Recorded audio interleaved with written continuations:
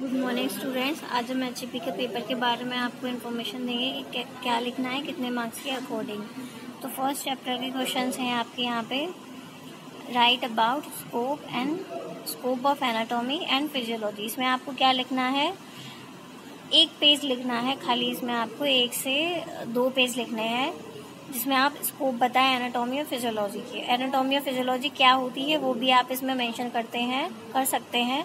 आपका जो मटेरियल है उसे एनलार्ज करने के लिए, बड़ा करने के लिए, ठीक है, वो इसमें आ जाएगा।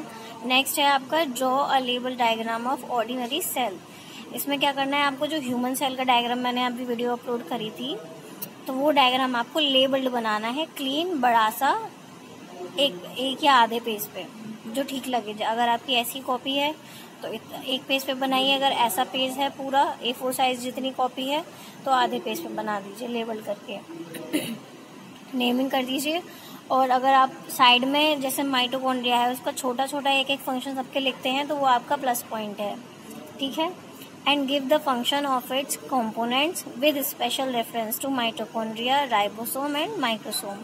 इसमें आपको क्या लिखना है कि जो कंपोनेंट्स आप इसके बताएंगे, जैसे आपने बताया सेल का डायग्राम बनाया तो आप उसमें लिखिए सेल की डेफिनेशन, सेल क्या होती है, उसके कंपोनेंट्स क्या होते हैं, वो आपको डिस्क्राइब करने हैं। और जो कंपोनेंट्स हैं आपको 4-4, 5-5 लाइन में डिस्क्राइब करने हैं सारे। लेकिन सबसे लास्ट में आप क्या डिस्क्राइब करेंगे, माइटोकॉन्ड्रिया और राइबोसोम, माइक्रोसोम। क्यों? क्योंकि ये आपको तीनों डिटेल में करने हैं। इन दोनों से ज्यादा डिटेल में आपको माइटोकॉन्ड्रिया लिखना है, ठीक है। जो मैंने आपके वीडियो बनाई है कम से कम उतना मटेरियल आप लिखेंगे माइटोकॉन्ड्रिया में। राइबोसोम्स में आप हाफ पेज लिख सकते हैं और माइक्रोसोम में भी आप हाफ पेज लिख सकते हैं, लेकिन माइटोकॉन्ड्रिया में आपको कम से कम 2 से 2.5 या 3 पेज लिखने ही लिखने हैं डायग्राम के साथ। जो मैंने बताया था माइटोकॉन्ड्रिया का क्या मतलब होता है और फिर उसके स्ट्रक्चर बताए थे, डायग्राम बनाया था, फंक्शन बताए थे, वो सब आपको इसमें मेंशन करना है। 10 मार्क्स ये क्वेश्चन आपका आता है एग्जाम में, तो प्लीज 10 मार्क्स के अकॉर्डिंग 10 पेजेस कम से कम लिखिए इसके अंदर।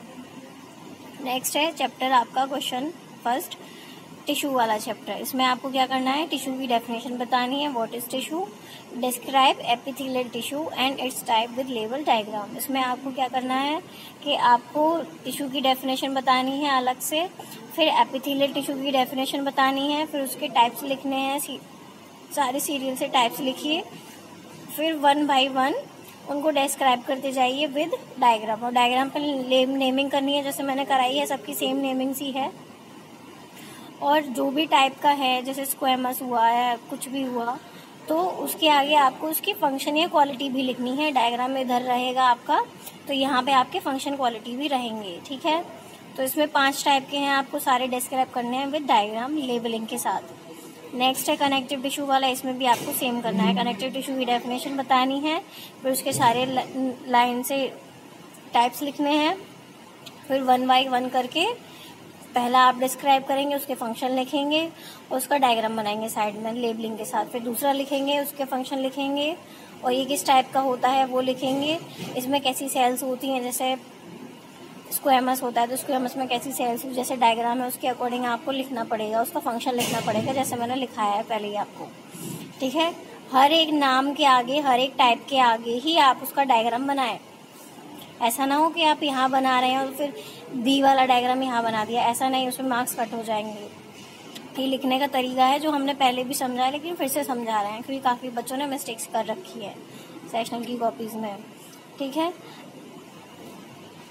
अब थर्ड चैप्टर है आपका स्केलेटल सिस्टम। इसमें ए और बी है। फर्स्ट क्वेश्चन में ए में क्या करना है आपको, ह्यूमन बोन्स सारी एनलिस्ट करनी है। एनलिस्ट मतलब लिस्ट बना के लिखनी है। जैसे एक्सियल लिखेंगे पहले आप हेडिंग, एक्सियल के बाद क्रेनियम और जो भी वर्टिब्रल और जो भी कॉलम आपके डिवाइड थोड़ा से केज वगैरह कराए थे तो वो आपको एक्सियल में लिखनी है। फिर उसके नीचे टोटल बोन लिखनी है, काउंट करके सबके आगे बोन नंबर लिखना है। फिर नीचे लिखना है टोटल बोन इन एक्सियल स्केलेटल, वो लिख देंगे आप। फिर उसके बाद अपेंडिकुलर लिखेंगे उसी तरीके से। अपेंडिकुलर में अपर लिम, लोअर लिम, जैसे मैंने लिखाया था, प्रैक्टिस भी कराई हुई है क्लास में। और फिर उसकी बोन का नाम, जैसे आपकी एक ह्यूमरस है तो वो ह्यूमरस कितनी बोन है उसके आगे लिखेंगे डैश करके। फिर बाद में अपेंडिकुलर सारी लिखने के बाद total appendicular bones equal to जो भी होंगी आपकी सारी टोटल करूंगी मैं, तो सेम आना चाहिए सबका। 206। नेक्स्ट है describe various types of joint disorder. इसमें क्या करना है आपको, सारे जॉइंट के डिसऑर्डर जैसे मैंने बताए थे, अर्थराइटिस है, ऐसे आपको 5-6 डिजीज कराई थी मैंने, नोट्स दिए थे इसके, तो वो आपको सारे डिस्क्राइब करने हैं 6 मार्क्स के अकॉर्डिंग। कम से कम इसमें आपको लिखने हैं 6 पेजेस, ठीक है। सारी डिजीज को आप हाईलाइट करेंगे, जितने भी क्वेश्चन है उसमें आप हेडिंग्स को हाईलाइट कर दीजिएगा, क्वेश्चन नंबर डाल दीजिएगा, और हर पेज पे आपका पेज नंबर मेंशन होना चाहिए, जिससे कि आप जो पीडीएफ बनाएं उसमें ऊपर नीचे पेजेस ना हो, तो हमें भी मार्क्स देने में प्रॉब्लम होगी, रीड करने में प्रॉब्लम होगी, ठीक है। सारे डिसऑर्डर इसमें आप बताएंगे, कम से कम 6 टाइप के डिसऑर्डर हैं इसमें, आपको बताने हैं, लिखने हैं। और एक डिसऑर्डर कम से कम आपका आधे से ज़्यादा पेज का होना चाहिए, पूरे 1 पेज का भी नहीं, आधे से ज़्यादा और 1 पेज से कम, ठीक है। नेक्स्ट है give the classification of joints and their function. Joint का क्लासिफिकेशन मैंने कराया था, पाइवट जॉइंट और ये सब जो थे। पहले आप बताएंगे जॉइंट क्या होते हैं, इसमें डेफिनेशन बताएंगे जॉइंट क्या होते हैं, फिर उसके बाद हम लिखेंगे टाइप्स ऑफ जॉइंट या क्लासिफिकेशन ऑफ जॉइंट, जो भी उसका है वो आप पूरा पैराग्राफ या फिर चार्ट बना के भी लिख सकते हैं, ठीक है। फिर वो चार्ट बनाने के बाद, सारे जॉइंट लिखने के बाद एक एक करके हेडिंग डालते जाएंगे, ABCD करके, और उनके ए का फंक्शन बताएंगे, बी का फंक्शन बताएंगे। तो ये 8 मार्क्स में आपका क्वेश्चन आता है।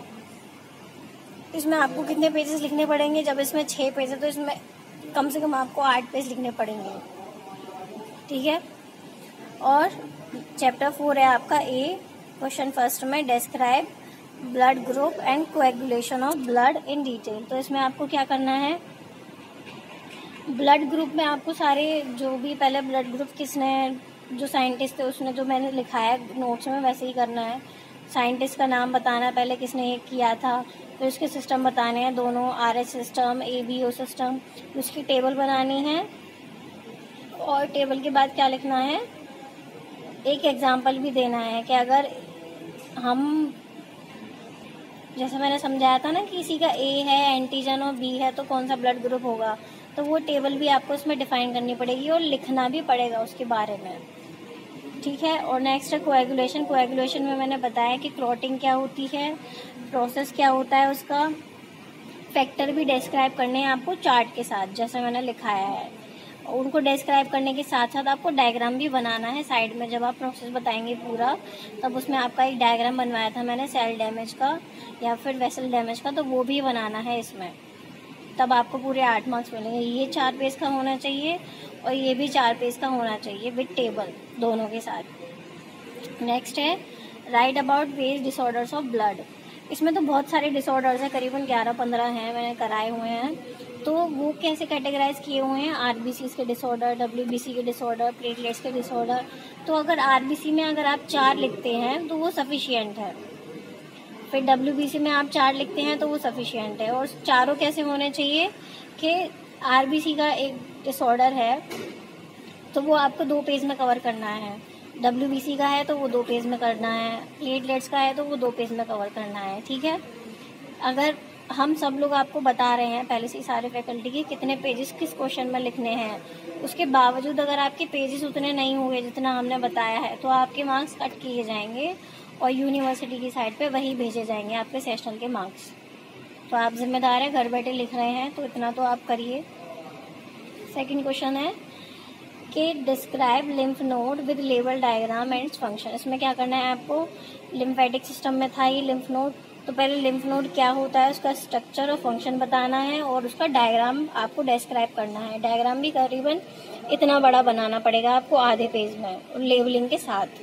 पहले आप बताएंगे लिम्फ नोड क्या है, फिर उसके फंक्शन बताएंगे और फ्लो भी बताएंगे कि कहाँ से आपके वेसल से लिम्फ आता है, फिर लिम्फ नोड से फिल्टर होते हुए वीनस की तरफ चला जाता है, सर्कुलेट हो गया हार्ट की तरफ, कार्डियोवैस्कुलर सिस्टम की तरफ।